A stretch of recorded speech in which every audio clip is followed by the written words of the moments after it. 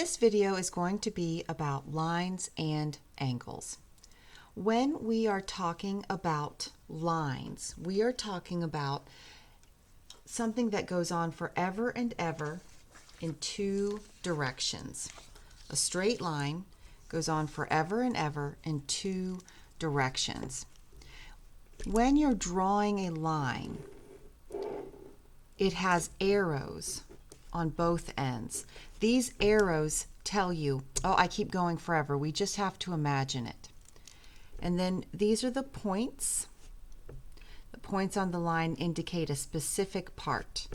They're labeled usually with letters in alphabetical order. So by looking at this, I can see this says line AB. And then to write this, if I did not want to draw it, I write the letters that are the 2 points, and I draw a little miniature line above it.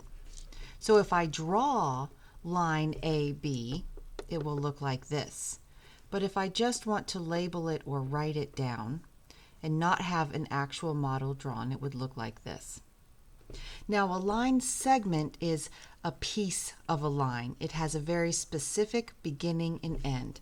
And you can imagine you have a long piece of yarn that's just going, and you snip out one little piece, and you just want to talk about that.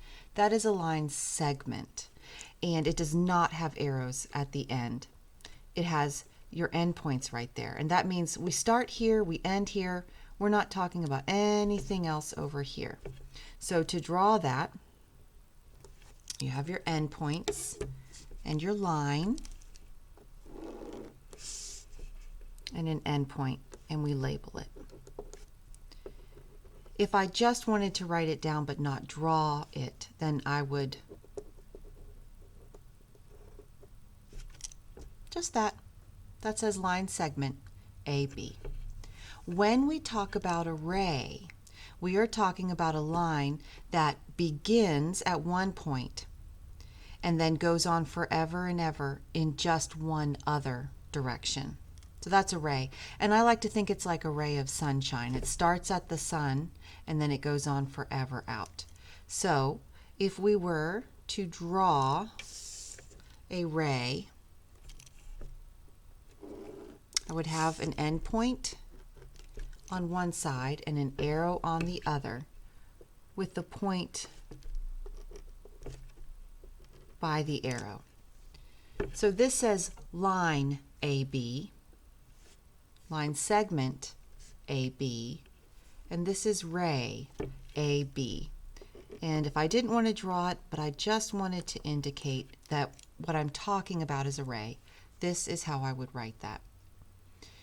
So what you would do is you would draw and label, just like this in a chart, just like this, lines, line segments, and rays. Once you're very good at making lines, then we're going to talk about angles.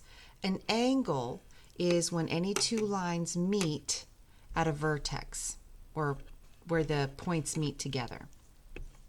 There are different types of angles, but when we talk about an angle, we're really talking about the space inside of the two sides or legs of the angle. So when you draw it, you do need to have arrows on the end, but I don't have arrows on this stick. So we're going to talk about the 3 major kinds of angles. So the first type of angle is what we call a right angle. And it makes a corner, like the corner of a square. And we can test it. This is like our little tester piece. And so it makes a corner. And this is our right angle.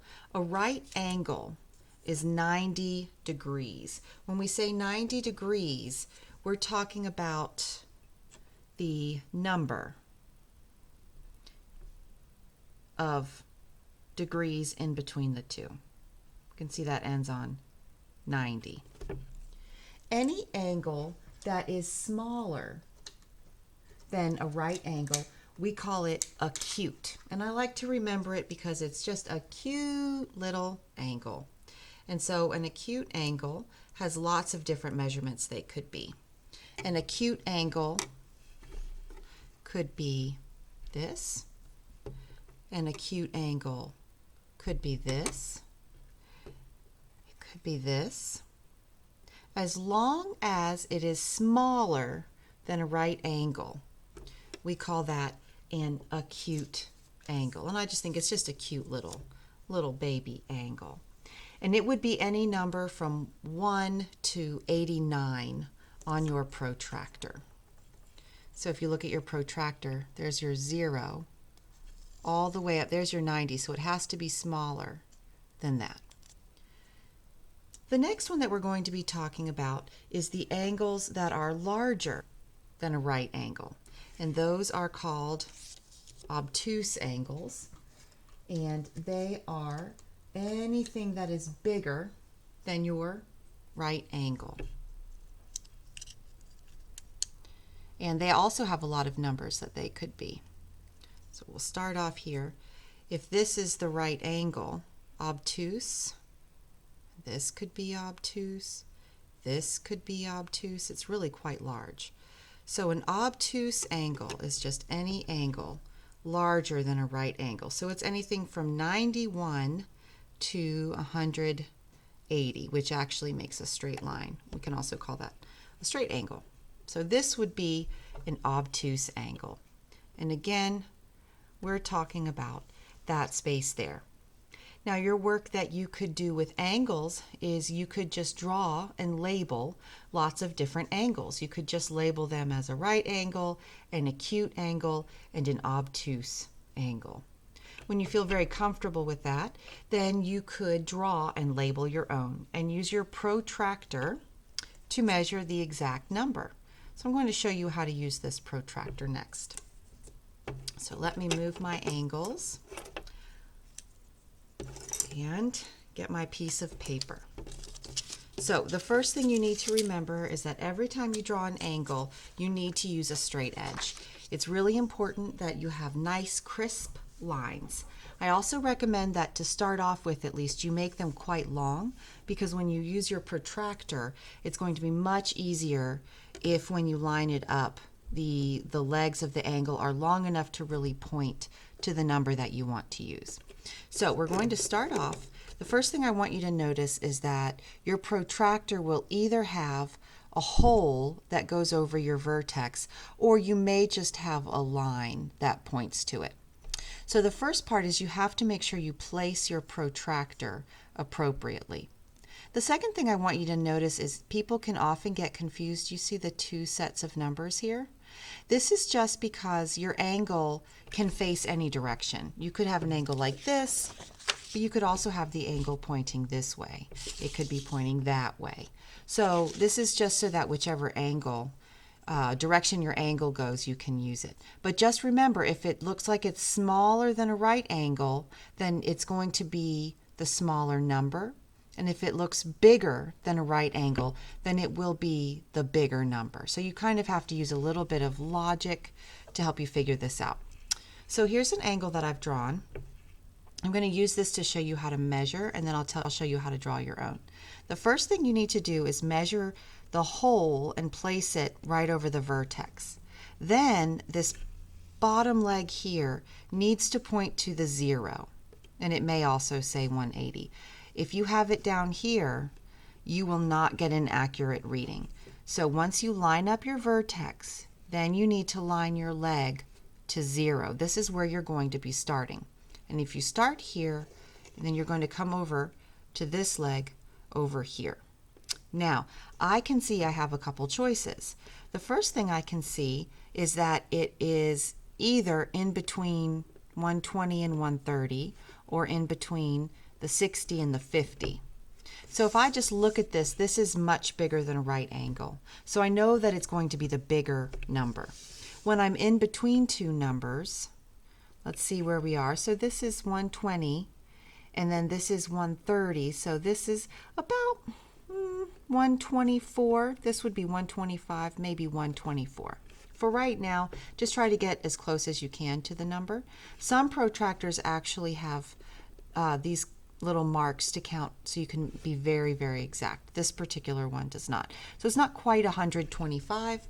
So I'm going to call this 124 degrees. So 124 degrees, that means this is an obtuse angle. I'll just put an O. Now let's try another angle.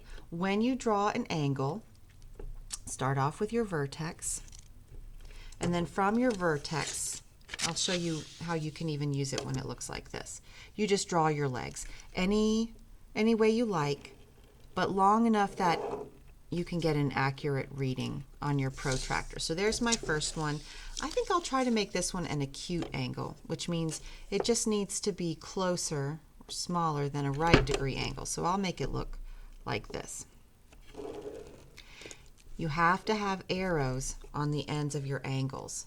That tells you that they go on forever in each direction. So this is what it would look like on paper. I line up my vertex on the hole here, and then I make sure that this bottom leg is pointed towards the 0 here. Now I can get an accurate reading. That is very close to right in between 40 and 50, or the 140 and 130. But I know this is an acute angle, so it has to be smaller. This is a little bit more than 45, so I'll make that 46.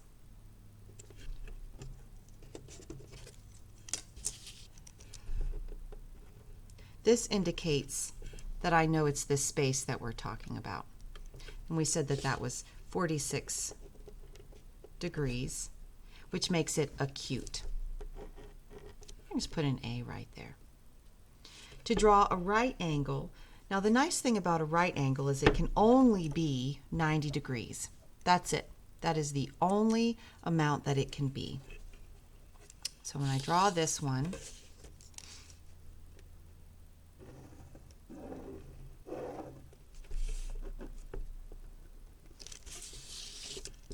actually need to line it up here first and make a mark at the 90 degrees and go straight up. You do not do a curved arc. You do that. That lets you know visually that it's 90 degrees, that it's a right angle. And I'll just do an R. Something you can do with this is draw and label and measure your own angles. You can also find different shapes in your house to trace and measure the angles of those shapes. And this is how you measure and label angles.